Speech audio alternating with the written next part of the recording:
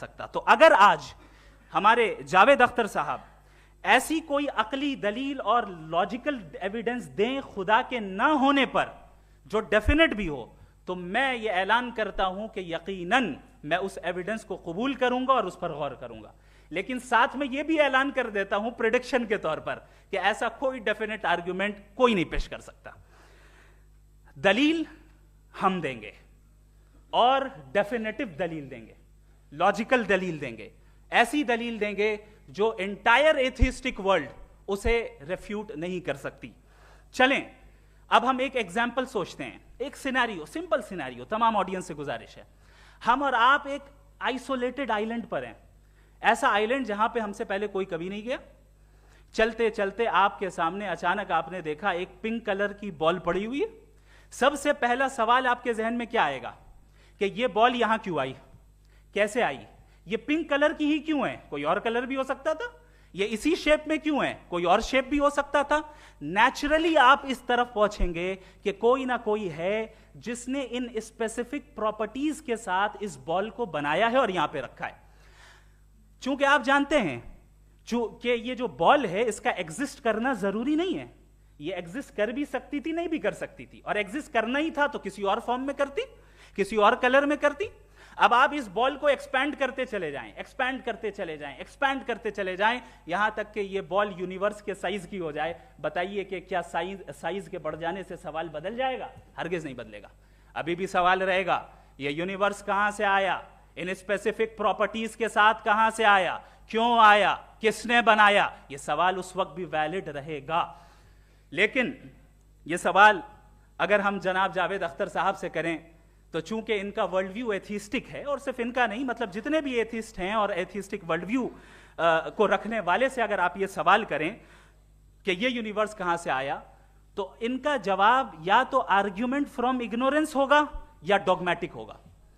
یا تو یہ کہیں گے کہ مجھے نہیں پتا کہ یہ کہاں سے آیا, لہٰذا گاڈ ڈز ناٹ ایگزسٹ, یہ آرگیومنٹ فرام اگنورینس ہے. یا یہ کہیں گے کہ یہ یونیورس خود بخود بن گیا, اس کا مطلب یہ ہے کہ اس بال کو بھی خود بخود بن جانا چاہیے, لیکن بال کے تعلق سے یہ ایکسپلینیشن ایکسیپٹ نہیں کی جائے گی کہ یہ خود بخود بن گئی, لیکن یونیورس کے تعلق سے کر دیا جائے گا. اسے ہم دوسرے الفاظ میں ڈوگما بھی کہہ سکتے ہیں. دوسری چیز, ہمارے جاوید اختر صاحب ضرور گاڈ آف گیپس کی مثال بھی ضرور دیں گے, اور مثال دیں گے کہ پہلے زمانے میں بجلیاں کڑکتی تھی تو لوگوں نے کسی ایک خدا کی طرف, اور بارش ہوتی تھی تو دوسرے خدا کی طرف منسوب کر دیا, ان کے پاس دلیل نہیں تھی. یہ ہمارا ورلڈ ویو ہے ہی نہیں, یہ ہمارا ورلڈ ویو ہے ہی نہیں, کیونکہ نیچرل فینومینا کے پروسیس کی انٹرپریٹیشن کو جان لینے سے یہ کہاں سے ثابت ہو گیا کہ گاڈ ایگزسٹ نہیں کرتا ہے. اس پر میں انشاءاللہ ابھی آگے بات کروں گا. آپ حضرات یہ بھی دیکھیں گے, اور میں یہ ایکسپیکٹ کرتا ہوں کہ ہمارے رسپیکٹڈ جناب جاوید اختر صاحب ضرور ایموشنل آرگیومنٹس بھی دیں گے, جو کہ ایک لاجیکل فیلیسی ہے جب بات آتی ہے ٹروتھ کو ڈیسائیڈ کرنے میں. کیوں؟ مثال کے طور پر وہ کہیں گے کہ اگر گاڈ ہے تو ایول کیوں ایگزسٹ کرتا ہے, جبکہ میں کہتا ہوں ایول کا ایگزسٹ کرنا گاڈ کے ایگزسٹ کرنے کی دلیل ہے, اس کے خلاف نہیں ہے. چونکہ اگر گاڈ ہے تو ہم سب اس کے سامنے اکاؤنٹیبل ہیں, اور اگر ہم اکاؤنٹیبل ہیں تو اکاؤنٹیبلٹی کے لیے ایول کا موجود ہونا ضروری ہے, اس کے بغیر ہم اکاؤنٹیبل نہیں ہو سکتے. اور اگر ہم اکاؤنٹیبل نہیں ہیں تو ہم جناب جاوید اختر صاحب سے پوچھیں گے کہ آپ بتائیں کہ پھر سفرنگ اس دنیا میں کیوں ہیں؟ اگر خدا نہیں ہے تو سفرنگ کیوں ہیں؟ اور ان لوگوں کے جذبے کا کیا جن کے اندر سفرنگ کے بعد انتقام لینے کا جذبہ پایا جاتا ہے اور وہ اس دنیا سے ایسے ہی چلے گئے, کیا ان کی ساری تکلیفیں بیکار چلی جائیں گی؟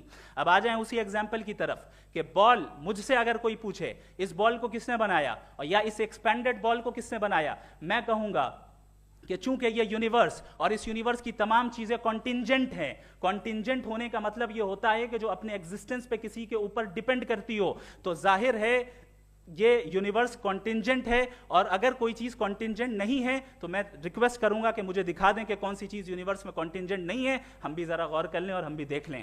اور جب کانٹینجنٹ چیزیں موجود ہیں تو فلاسفرز کی اصطلاح کے مطابق, ہم اس ٹرمینالوجی کے مطابق, ہم اس جگہ تک پہنچتے ہیں اور اس ہستی تک پہنچتے ہیں جسے نیسیسری بینگ کہا جاتا ہے، کہ یہ وہ نیسیسری بینگ ہے جس کا موجود نہ ہونا ناممکن ہو، چونکہ اگر یہ موجود نہ ہو تو ساری چیزیں ایگزسٹنس میں آئیں گی ہی نہیں، اور یہ ساری کنٹینجنٹ چیزیں اسی کے اوپر ڈیپینڈ کرتی ہیں۔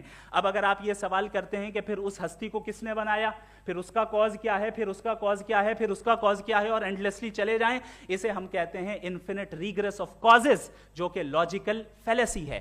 کانسیپچولی انفینٹی پاسبل ہے، مثال کے طور پہ نیومیریکلز 1 2 3 گنتے چلے جائیں، انفینٹ نمبرز ہیں، میں کانسیپچولی بات نہیں کر رہا، پریکٹیکلی ریالٹی میں ثابت کر کے دکھائیں کہ infinite regress of causes possible ہیں یا نہیں۔ اگر پاسبل ہیں تو ہم مان لیں گے، مثال دے دیں، اور پاسبل نہیں ہے تو ایک ہی آپشن بچتا ہے جسے ہم کہتے ہیں نیسیسری بینگ، ایسی نیسیسری بینگ جو انڈیپینڈنٹ ہے، چونکہ اگر وہ ڈیپینڈنٹ ہوئی تو وہ نیسیسری نہیں رہے گی، ایسی انڈیپینڈنٹ بینگ جو اٹرنل ہے، اگر وہ اٹرنل نہیں ہوگی، اس کی بگننگ ہوگی تو وہ خود کنٹینجنٹ ہے، ایسی بینگ جو پاورفل ہے کیونکہ کنٹینجنٹ کو ایکچوالائز کرنے کے لیے پاور چاہیے، ایسی بینگ جو انٹیلیجنٹ ہے اور نالجبل ہے کیونکہ یہ یونیورس اسپیسیفک فارم اور اسپیسیفک لاز آف نیچر کے تحت پریسائزلی چل رہا ہے۔ Thank you. تھینک یو مفتی صاحب۔ میں ان دلیلوں کے بعد جاوید اختر صاحب سے گزارش کروں گا، آپ بیٹھ کے بولنا چاہیں گے یا باہر؟ جی